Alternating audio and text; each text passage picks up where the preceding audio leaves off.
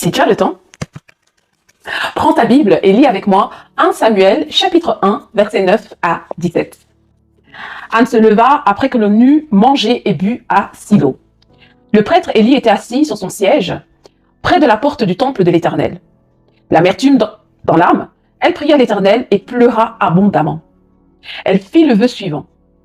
Éternel, Maître de l'univers, si tu consens à regarder la détresse de ta servante, si tu te souviens de moi, si tu n'oublies pas ta servante et lui donnes un fils, je le consacrerai à l'Éternel pour toute la durée de sa vie et le rasoir ne passera pas sur sa tête.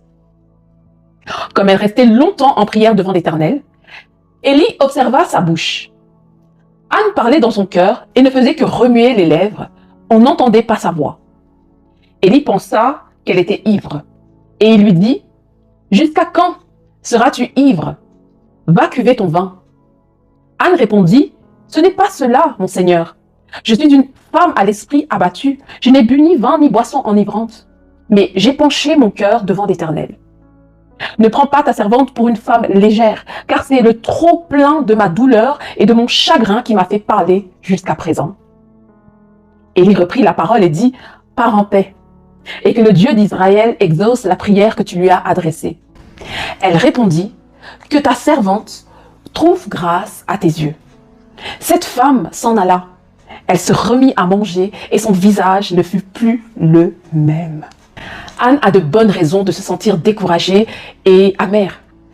Non seulement elle ne peut pas avoir d'enfant, mais en plus de cela, elle doit partager son mari avec une femme qui se moque d'elle. Malgré tout l'amour que son mari éprouve pour elle, il ne peut pas la solutionner. Plutôt que de se venger ou d'abandonner tout espoir, elle décide de prier. Elle expose sa situation avec sincérité à Dieu. Il peut être difficile de prier avec foi face au constat de notre propre incapacité. Et comme Anne le découvrira, la prière ouvre la voie à l'action de Dieu. Faisons tout de même attention aux promesses que nous faisons à Dieu dans la prière, car il pourrait nous mettre notre parole à l'épreuve.